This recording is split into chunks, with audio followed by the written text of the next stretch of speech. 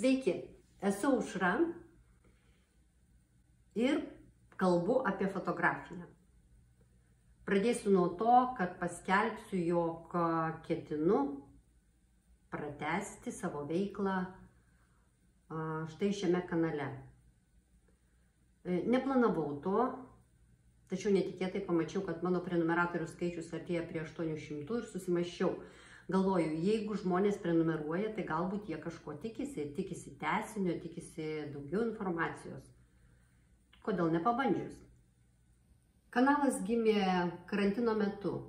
Tuo metu sustojo visi mano kursai, nebežinau, ką toliau daryti. Man rašė žmonės, prašė pamokyti dirbti Photoshop redagavimo programą. Ir tuomet sugalvojau, kad turbūt paprasčiausias variantas būtų įrašyti tas pamokėlės ir sudėti į YouTube kanalą. Taip atsirado tos mano fotografijos pamokėlės. Įrašiau per 50 pamokėlių ir palikau tai. Pagalvojau, kad prie Photoshopo pamokų nebegrįšiu. Photoshopas labai pažengė, atsirado dirbtinis intelektas ir iš tikrųjų pagrindus išdėsčiau. Ir jeigu jūs tai išmokote, tai toliau gilintis tikrai jums nebus problemas. Nusprendžiau sukurti keletą naujų grojaraščių, tai bus įdomiau ir man, ir jums galbūt. Tai bus, tarkim, grojaraštis skirtas fotografiniams eksperimentams, kur nufilmuosiu tiesiog tai, apie ką pasakojau savo knygutėje, tokią nuotrauką. Taip pat galvoju apie kelionių grojaraštį iš serijos važiuoju, fotografuoju arba ten einu, fotografuoju, filmuoju. Ir pradėsiu nuo pačio paprasčiausio dalyko, tai bus tema, ką fotografuoti. Kadangi orientuojuos į pradedančiuosius fotografus arba žalius fotografus, tai tie mano įrašai bus iš tikrųjų tokie labai paprasti ir lengvi, bet tiems, kurie neseniai pradėjo fotografuoti, manau, kad turėtų būti naudingi. Taigi naują grojaraštį, tema ką fotografuoti, sudarys 10 maždaug įrašų, daugiau ir nereikia, nes nebus ką pasakoti. O kodėl ką fotografuoti, tai todėl, kad su tuo susiduria kiekvienas fotografas, kiekvienas pradedantysis fotografas. Išfotografuojame savo šeimą, savo šunį, katę, savo auginamas gėles, savo keliones ir tada sukam ratus su telefonu rankoje po namus ir galvojam, ką čia dar fotografuoti. Jeigu jūs pagavo fotografavimo procesas, tai tikrai anksčiau ir vėliau susidursite su klausimu, ką fotografuoti. Siūlau pradėti nuo labai paprasto dalyko – sukurti seriją nuotraukų. Taigi pirmasis grojaraščio įrašas skirtas nuotraukų serijai. Jums reiks truputį pagalvoti, bet procesas yra labai smagus ir tikiuosi, kad rezultatas jūsų nenuvils. Atsidarysiu dabar savo kompiuterį ir ekrane parodysiu, ką aš panašaus esu dariusi, tai bus lengviau susigaudyti.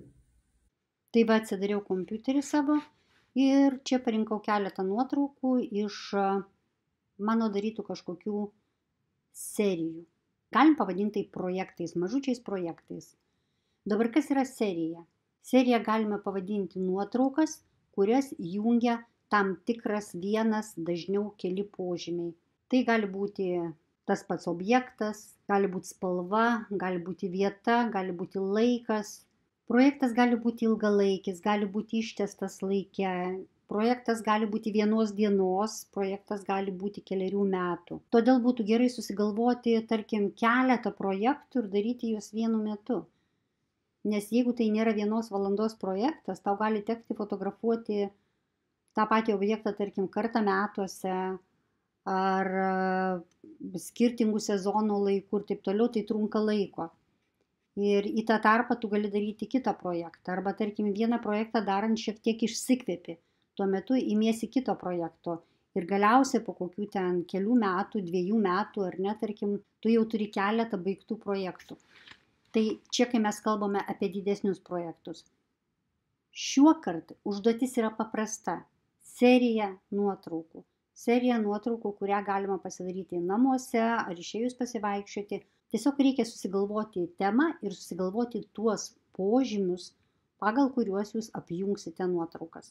Štai čia aš parodysiu keletą nuotraukų, kur bandžiau daryti tokį projektą apie Mingės kaime esantį namą, ant kurio būdavo užrašytos kokios nors mintis.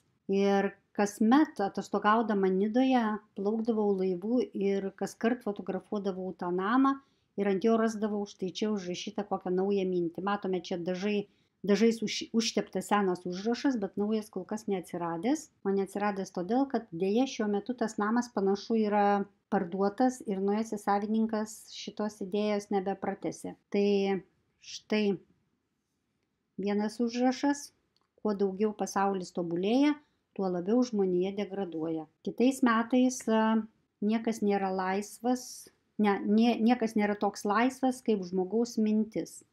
Dar kitais metais važiavau, radau dar naują užrašą: meilė tėvams visų dorybių pamatas. Tokios serijos nepadarysi greitai. Štai kita serija, kuri vadinasi Kalėdos, parodysiu tik tai 2 darbus. Vieną labai seną ir vieną šių metų. Tiesiog Kalėdų rytą sukau ratus po namus ir ieškojau raudonos spalvos.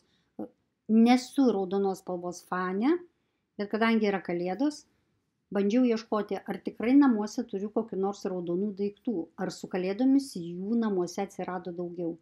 Galite paklausti, o kam tą reikia daryti? Žiūrėkite tai tiesiog kaip į mankštą. Todėl pirmiausia, negalvokite apie tai, ką jūs darysite su tom nuotraukom, o tiesiog fotografuokite. Mes dar atskirai pakalbėsime apie tai, ką galime daryti su fotografijomis.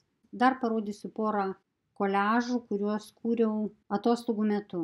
Šitas projektas vadinasi 26 laiptelis, todėl kad kiekvieną rytą lygiai 9 valandą aš eidavau prie jūros ir ten, kur yra tokie mediniai laiptai, kuriais leidėsi į paplūdimį, aš sustodavau ant 26 laiptelio ir iš to paties taško aš fotografuodavau jūrą.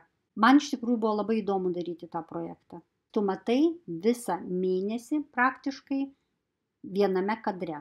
Išskyrus paskutinį kadrą, kurio aš pritrūkau ir tada aš jį tiesiog nupiešiau.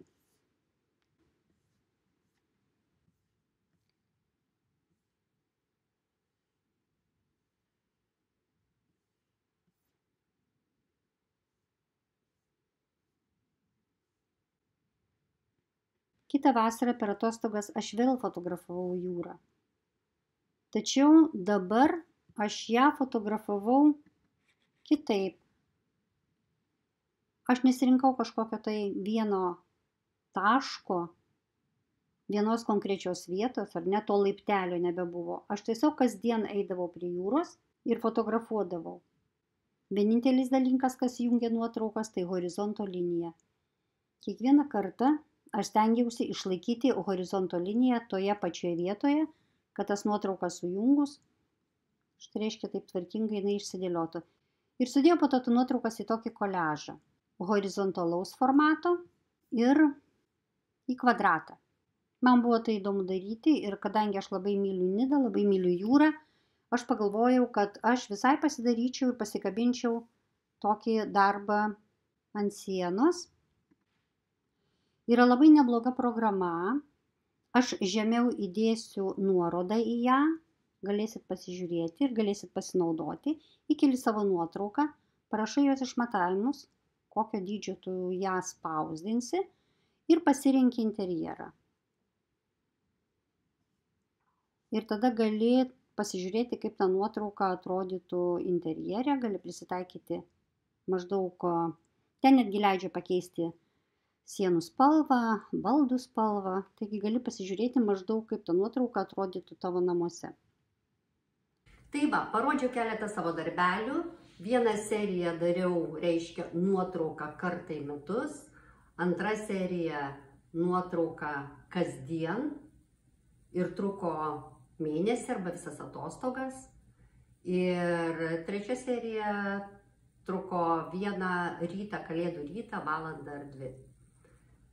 Dabar jums reikia išsirinkti savo temą, savo objektą, laiką, vietą, fotografavimo techniką, būdą, formatą, susigalvoti tuos apribojimus arba tuos požymius, pagal kuriuos jūs apjungsite nuotrauką į seriją ir pirmin. Man bus labai įdomu pamatyti, kaip jums sekasi. Jeigu norėsite, pasidalinkite po šituo įrašu. Tai šį kartą tiek ir pakalbėti apie tai, ką fotografuoti, susitiksime jau kitais metais. Iki malonaus.